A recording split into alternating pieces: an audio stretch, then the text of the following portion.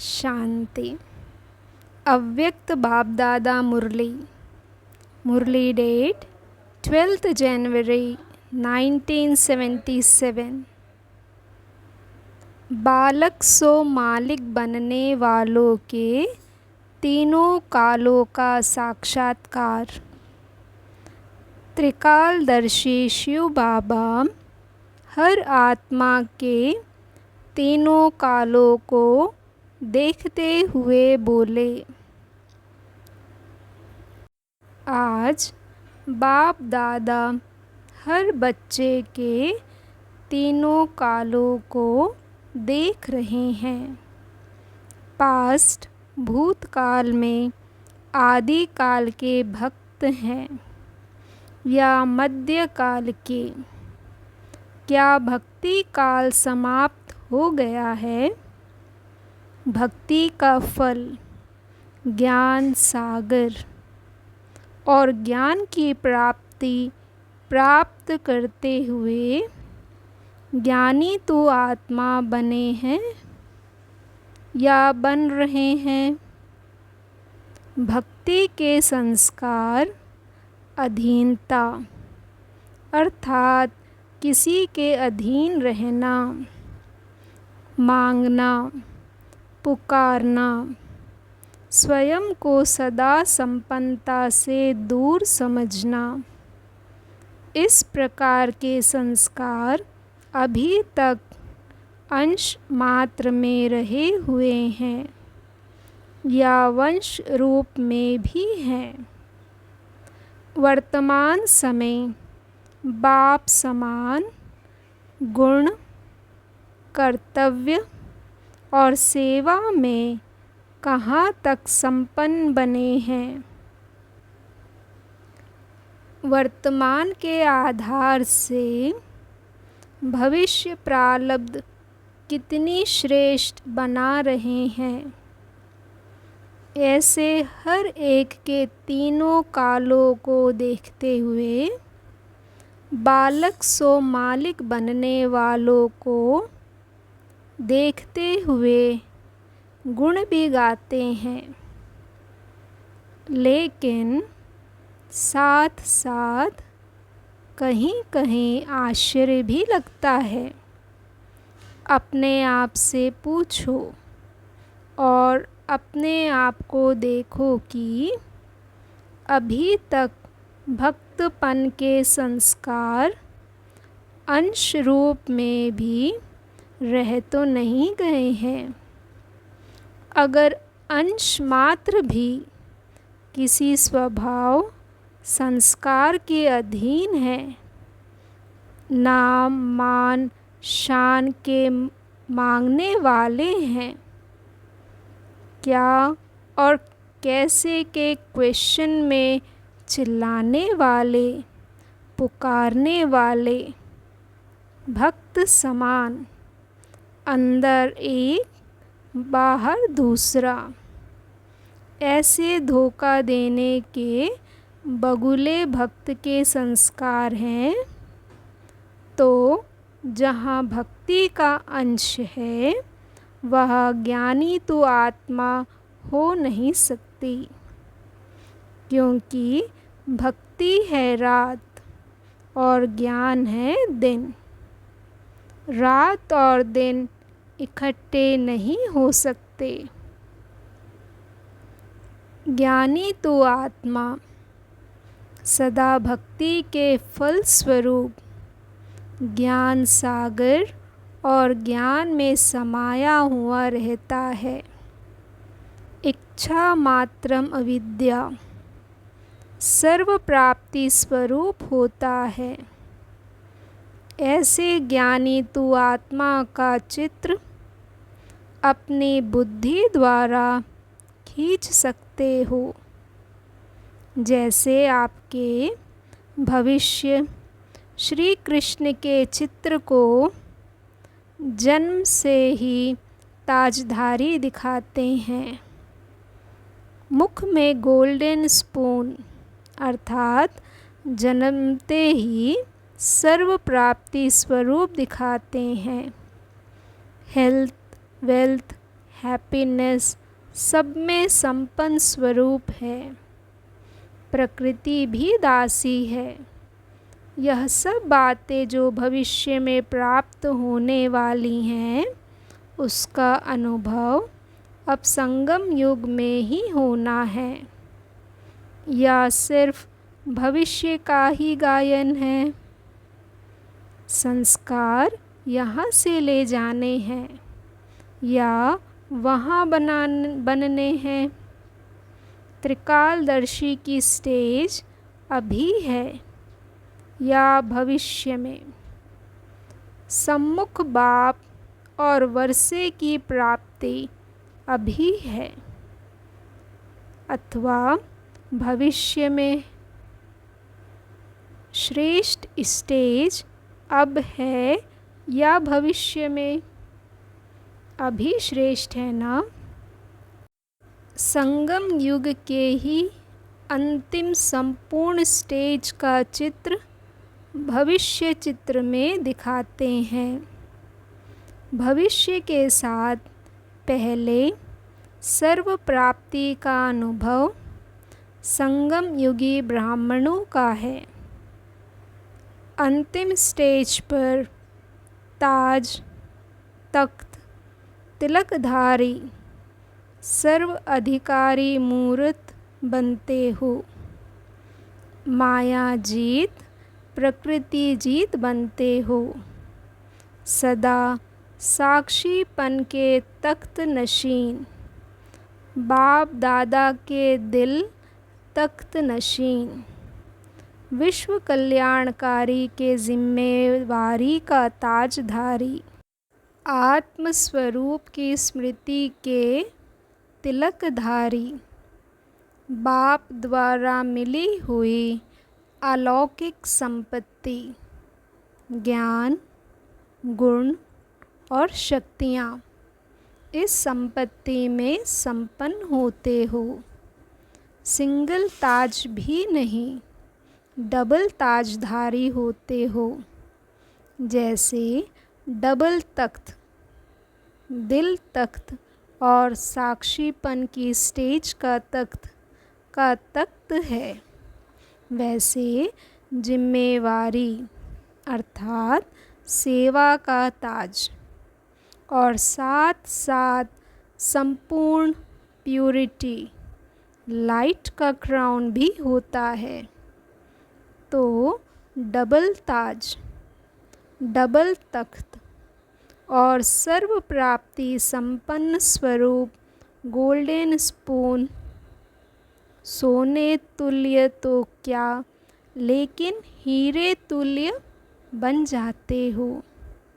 हीरे के आगे तो सोना कुछ भी नहीं।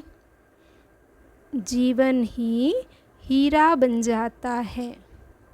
ज्ञान के गहने गुणों के गहनों से सजे सजाए बनते हो। भविष्य का श्रृंगार इस संगम युगी श्रृंगार के आगे कोई बड़ी बात नहीं लगेगी। वहाँ तो दासियाँ श्रृंगारेंगी और यहाँ स्वयं ज्ञानदाता बाप श्रृंगारता है। वहाँ सोने व हीरे के झूले में झूलेंगे। यहाँ बाप दादा की गोदी में झूलते हो। अति इंद्रिय सुख के झूले में झूलते हो। तो श्रेष्ठ चित्र कौन सा हुआ, वर्तमान का या भविष्य का? सदैव अपने ऐसे श्रेष्ठ चित्र को सामने रखो। इसको कहा जाता है ज्ञानी तू आत्मा का चित्र। तो बाप दादा सबके तीनों कालों को देख रहे हैं कि हर एक का प्रैक्टिकल व्यवहारिक चित्र कहाँ तक तैयार हुआ है। सबका चित्र तैयार हुआ है। जब चित्र तैयार हो जाता है तब दर्शन करने वालों के लिए खोला जाता है।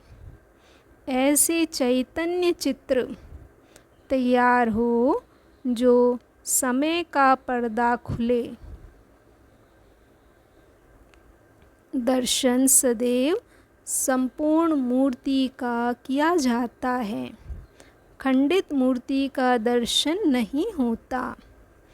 किसी भी प्रकार की कमी अर्थात खंडित मूर्ति दर्शन कराने योग्य बने हो, स्वयं को सोचते हो या समय का सोचते हो, स्वयं का सोचते हो या समय का सोचते हो।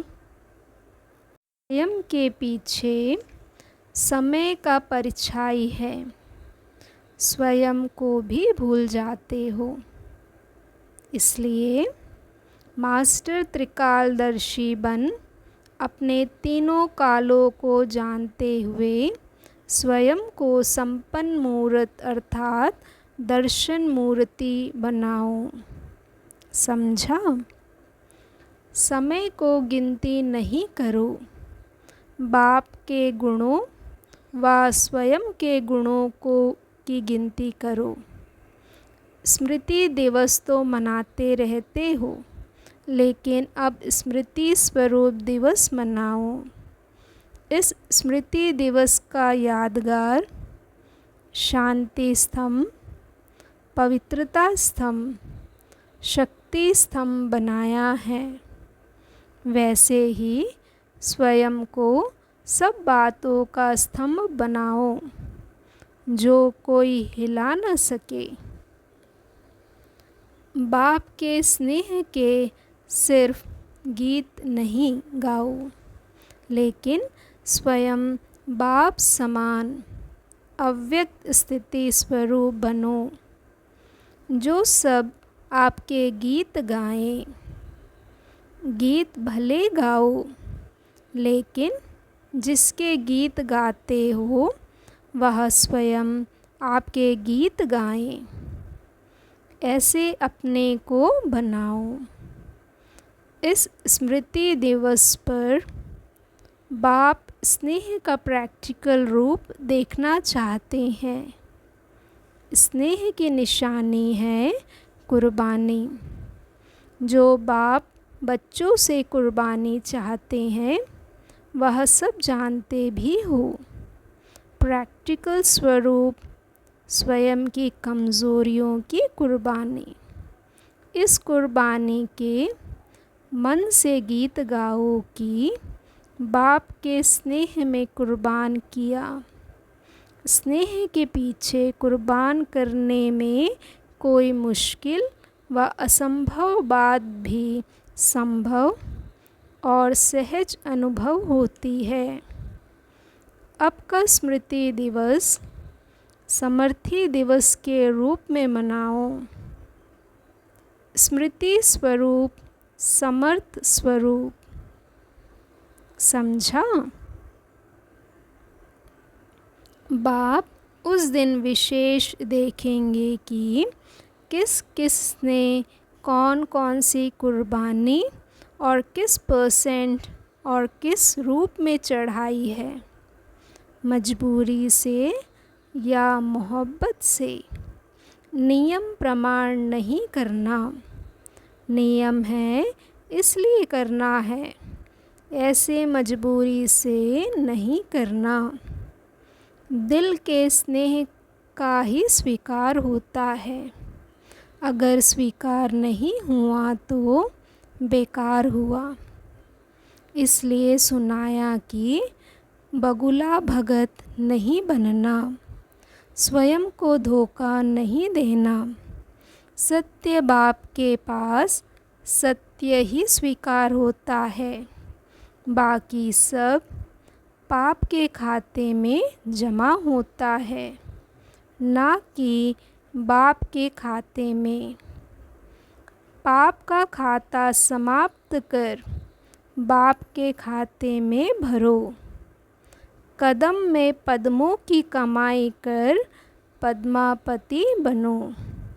अच्छा, ऐसे इशारे से समझने वाले समय को नहीं लेकिन स्वयं की सोचने वाले, बाप के स्नेह में एक सेकंड के दृढ़ संकल्प में कुर्बानी करने वाले, डबल ताज डबल तख्त नशीन ज्ञानी तू आत्माओं को बाप दादा का याद, प्यार और नमस्ते।